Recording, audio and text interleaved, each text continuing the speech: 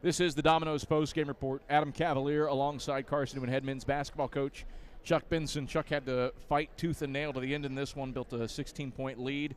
But credit UVA-Wise and Blake Mellinger for rallying. Yeah. How'd this one shape up? And let's break down that final run where you scored 9 straight to put the game on ice in the final 3 minutes. Yeah. Well, as you said, I mean, it was a deal where I thought we were sort of in a pretty good spot going down the stretch there, but we couldn't keep them off the line. We couldn't keep them out of the paint. They made some sort of shots, and a couple of guys made shots that we didn't anticipate to make shots. And through all of that, we were not making shots, so our lead dwindled. But thankfully, our kids stayed resilient, and we had some good senior leadership from Grant and Mason, and we were able to just sort of pull it out there late with our own counter punch points. You talk about Mason Bates and Grant Teichman. Mason Bates, 5th career double-double. He goes for 15 and 10. What made him a force to be reckoned with today, especially in the second half?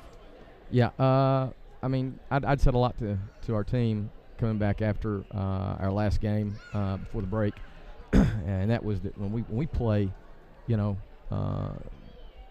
we need to kind of have a good time with this and enjoy our game, enjoy our experience, enjoy this opportunity. And I feel like Mace did a great job this week in practice, really demonstrating that in practice, in the practice setting, in the locker room, and even down the court. And you can see when you have a sort of a lightheartedness, that's not to say he wasn't serious, but he was going to have a good time, because this is what it is, a game. Life and death doesn't hang in the balance over this thing. And there's a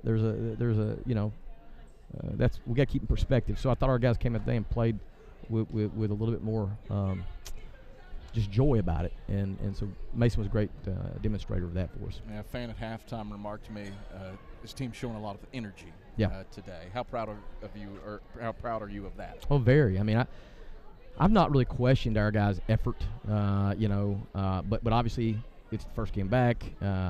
We've been wanting to get in Holt Fieldhouse more, and the schedules hasn't let that be the case. So, this is our home court. Guys excited to play, and we've had a good week or so here, been back, and I thought the energy was right.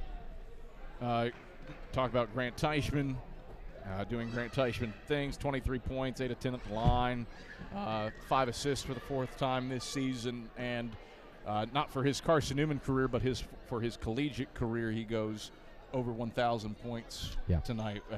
What did he mean to this team today? Well, I mean, it's pretty obvious. We don't win this game without him and without his leadership. And, I'm playing in big minutes. Went into this game wanting to play in fewer minutes, but didn't work out like that. But, he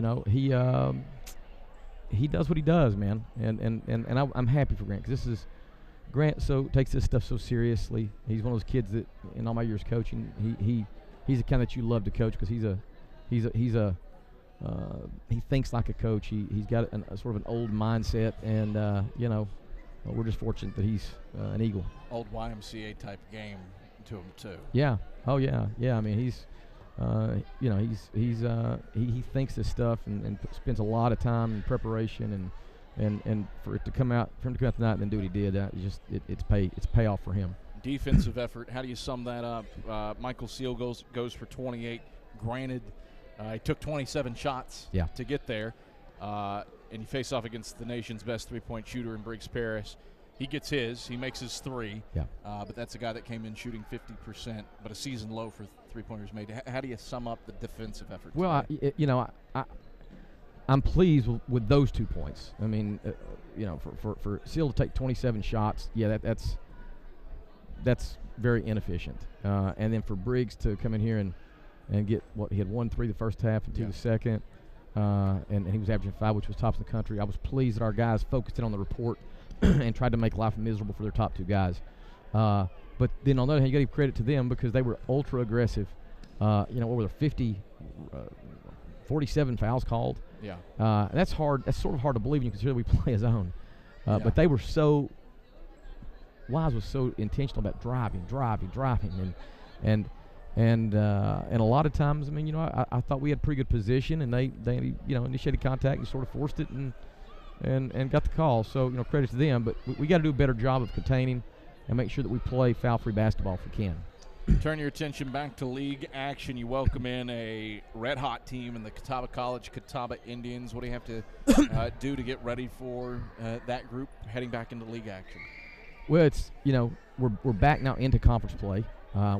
We've played 7 of our 8 non-conference opponents. We got Johnson Smith comes here at the end of January, and we've played well in our non-conference. But we're ready to get back to conference play. And I mean, Catawba is having the kind of year that you'd expect them to have when you consider the personnel they had returning and the veteran status they possess. They're I think 10-2 now, 3-1 or so in the league. So it'll be a major challenge for us. They do it all. They're great on the boards. They're really, really good defensively. They score big. They've got a lot of depth. So it's the kind of challenge we need right now. Chuck, pleasure as always. We'll talk to you Saturday. Thanks, Kev. That is Carson-Newman head men's basketball coach Chuck Benson. We're back on the Domino's postgame report after this on the Eagle Sports Network.